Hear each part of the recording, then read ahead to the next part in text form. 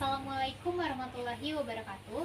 Hai teman-teman. Perkenalkan, kami dari mahasiswa Universitas Borneo Tarakan, Fakultas Ekonomi Program Studi Manajemen. Jadi, di video kali ini kami akan membahas mengenai ilmu fikih, tepatnya pada ilmu fikih ibadah. Baik, mungkin langsung saja kita bahas. Nah, ngomongin soal fikih nih, fikih pasti mencangkup banyak hal, terutama pada hal rukun Islam.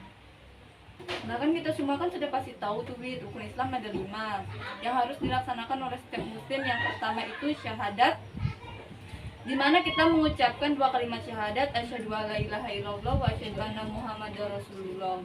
Lalu yang kedua itu ada sholat dimana kita kan melaksanakan ibadah pada 5 waktu, yaitu subuh dilakukan sebelum matahari terbit, zuhur dilakukan setelah matahari terbit sebelum siang hari, asar dilakukan setelah siang hari sebelum matahari terbenam, maghrib dilakukan setelah matahari terbenam hingga sebelum gelap total, dan isya dilakukan setelah gelap total hingga subuh sesuai dengan tata cara yang telah diberikan.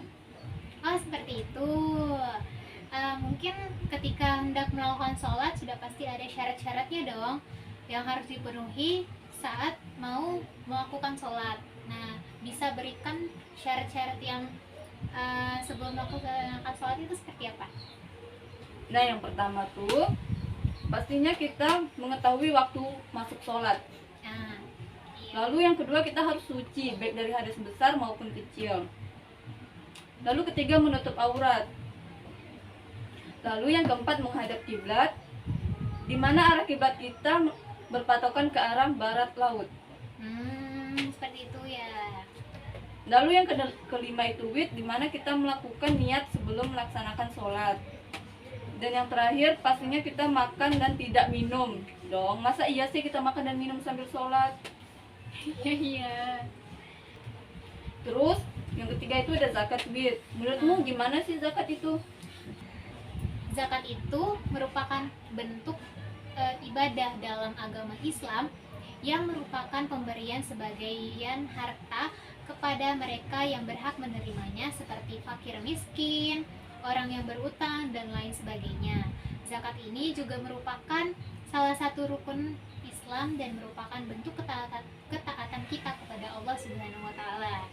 Ada juga nih tujuan dari zakat itu, yaitu pastinya untuk membersihkan harta dan memastikan bahwa harta tidak hanya dimiliki oleh segelintir orang saja, tetapi juga dibagikan kepada mereka yang pastinya membutuhkan. Itu Nurasana. Ada juga jenis-jenis zakat nih, yang pastinya semua orang pasti tahu dong.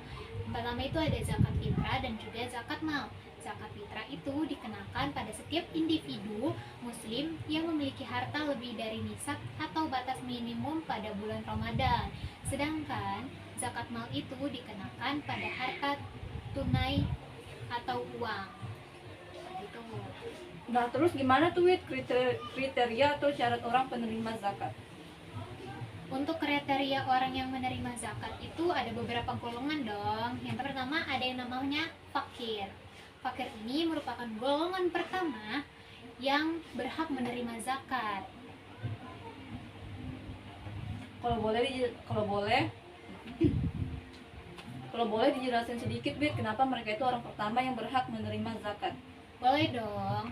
Kenapa ya mereka menerima zakat?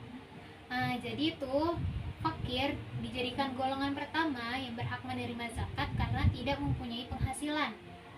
Salah satu penyebab mungkinnya karena sakit, jadi mereka tidak dapat pekerjaan, dan juga pastinya ketika mereka tidak dapat bekerja pasti tidak mempunyai penghasilan, seperti itu. Oh seperti itu. Lalu yang kedua bagaimana Lalu yang kedua ini ada miskin, di mana kelompok ini secara ekonomis masih kurang, namun sudah mempunyai sumber penghasilan berbeda dengan yang fakir tadi. Cuma penghasilan mereka tuh tidak memenuhi kebutuhan, makanya mereka juga berhak menerima zakat. Oh seperti itu. Nah, untuk yang ketiga ini ada yang namanya garing, merupakan kelompok orang yang mempunyai utang dan kesulitan untuk membayar. Nah, jadi mereka termasuk dalam golongan yang berhak menerima zakat. Nah, yang keempat juga itu ada yang namanya mu'alaf, golongan yang baru saja memeluk agama Islam Jadi mereka tidak sedikit yang mengalami kesulitan sehingga masuk sebagai orang yang berhak menerima zakat. Yang kelima itu ada fisabilillah. Nah, fisabilillah ini merupakan orang yang dimana saat ini sedang berjuang di jalan Allah karena banyaknya rintangan. Banyaknya rintangan ini dengan waktu yang tercurahkan untuk agama perlu mendapatkan apresiasi dan memberikan zakat. Nah, yang keenam atau yang terakhir ini ada yang namanya seorang musafir. Seorang musafir ini bisa saja kehabisan perbekalan di perjalanan. Nah, jadi mereka itu juga termasuk ke dalam golongan orang yang berhak menerima zakat. Seperti itu. Nah, itu adalah penjelasan mengenai zakat. Lalu yang keempat itu ada rukun Islam. Lalu yang rukun Islam yang keempat itu ada puasa. Puasa ini dilaksanakan setahun sekali pada bulan Ramadan dari fajar sampai terbitnya matahari, Wid. Terus ada juga nih hikmah di bulan puasa, yaitu puasa dapat mengokohkan ketakwaan kepada Allah Subhanahu wa taala. Puasa membuat orang merasa nikmat dari Allah taala. Puasa mendidik manusia dengan mengendalikan keinginan dan sabar dalam menahan diri. Dan puasa juga menahan laju godaan setan. Puasa juga menimbulkan rasa iba dan sayang kepada kaum miskin. Dan terakhir, hikmah dari berpuasa itu puasanya membersihkan badan dari perbuatan-perbuatan yang tidak baik dan dapat membuat badan sehat, Wid. Wah, ternyata banyak ya hikmah di balik berpuasa. Jadi ada lagi nih pertanyaan aku. Coba sebutkan dong apa saja syarat sah puasa itu. Dong, Wid. Yang pertama itu Islam. Dia pastinya harus beragama Islam dong. Ya. Lalu yang kedua itu balik. Yang ketiga itu berakal. Yang keempat suci dari haid. Yang kelima mampu berpuasa dan niat. Seperti itu, Wid. Nah, ada juga nih, Wid, sunnah-sunnah ketika kita puasa. Yang pertama itu sunnah terkait berbuka puasa. Nah, sunnah ini terkait berbuka puasa ini dengan memakan beberapa kurma segar dan berdoa ketika berbuka dengan doa yang diajarkan oleh Rasulullah Shallallahu Alaihi Wasallam. Nah, kalau sunnah terkait makan sahur itu gimana ya? Kan pastinya berbeda dong. Nah, kalau sunnah terkait makan sahur itu hukumnya sunnah muakkadah, Wid. Disunahkan mengakhiri makan sahur mendekati waktu terbitnya fajar. Orang yang berpuasa wajib meninggalkan semua perbuatan yang diharamkan oleh agama dan dianjurkan untuk memperbanyak melakukan ketaatan, Wid.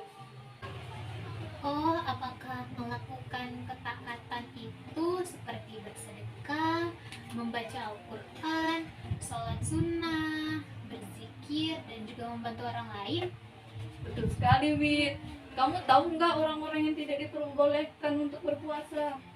Yang pastinya tahu dong, masa nggak tahu sih? Nah, pastinya itu orang sakit, karena itu dapat membahayakan dirinya sendiri loh. Yang kedua, ada yang namanya musafir, yaitu orang yang bersafar boleh meninggalkan puasa Ramadan baik perjalanannya sulit dan berat jika dilakukan dengan berpuasa. Namun, perjalanan ringan dan tidak berat juga dilakukan dengan berpuasa. Nah, yang ketiga pastinya itu ada yang namanya sudah tua renta, di mana orang yang sudah tua renta ini tidak lagi diperbolehkan, bukan tidak lagi sih, kalau misalnya mereka sudah tidak mampu berpuasa itu diperbolehkan untuk tidak berpuasa pada saat bulan Ramadan, tetapi mereka wajib untuk membayar fidyah kepada satu orang miskin.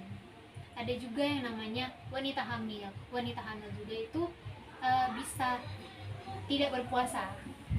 Kok bisa, Wid, wanita hamil tidak diperbolehkan untuk berpuasa? Bisa dong, karena khawatir terhadap kesehatan dirinya maupun khawatir terhadap kesehatan si bayi. Ada juga hal-hal yang dapat membatalkan puasa. Kamu tahu nggak? Tahu dong, yang pertama pastinya makan dan minum dengan sengaja. Orang yang makan dan minum dengan sengaja itu pastinya puasanya batal. Yang kedua, keluarnya air mani dan muntah dengan sengaja, Wid. Yang ketiga ini pasti kalian semua pada tahu dong, keluarnya darah haid Wow. dan nifas. Ketika kalian berpuasa dan di pertengahan puasa itu kalian haid atau halangan, pastinya akan batal. Apalagi batalnya saat mendekati berpuasa, pasti nyesek banget ya. Oh iya ya, pasti nyesek banget sih. Pasti ada yang pernah ngalamin lah ya. Lalu yang keempat itu menjadi gila dan pingsan, Wid. Dan yang terakhir adalah merokok. Siapa nih yang suka merokok? Merokok tapi pas bulan puasa itu pastinya tidak boleh ya guys. Lalu rukun yang terakhir itu ada haji. Haji dalam Islam merupakan rukun nomor kelima, di mana ibadah ini sangat dianjurkan bagi umat Islam yang mampu. Pengertian mampu di sini adalah mampu secara finansial dan juga fisik, Wid. Oh iya, pastinya kalau kita mau berangkat haji itu pasti membutuhkan biaya yang sangat banyak ya teman-teman. Terlebih kita yang tinggal di Indonesia ini, dan juga dan juga tercangkup dengan aktivitas sehingga membutuhkan kekuatan dan kemampuan fisik. Ada juga syarat-syarat haji. Kamu tahu nggak? Syarat haji tahu dong. Pastinya diwajibkan beragama Islam, balik atau mencapai usia dewasa. Lalu yang ketiga itu memiliki akal yang sehat dan tidak gila, Wid. Tidak. Dan yang terakhir pastinya mampu memiliki fisik dan finansial. Nah, ada juga nih rukun haji yang pertama ihram, yang kedua wukuf di Arafah, yang ketiga tawaf, yang keempat sa'i, yang kelima atau yang terakhir yaitu tahalul ya, Wid. Dan ada juga wajib haji. Yang pertama niat ihram dan mikat. Yang kedua ada menginap di Musdalifah. Yang ketiga menginap di Mina. Yang keempat di tawaf wada. Yang kelima dan adalah melempar jumrah, Wid. Seperti itu ya. Oke, mungkin segitu saja pembahasan mengenai ilmu fikih ibadah dari kami. Kurang dan lebihnya mohon dimaafkan. Wabillahi wal taufiq wal hidayah. Wassalamualaikum warahmatullahi wabarakatuh. Bye.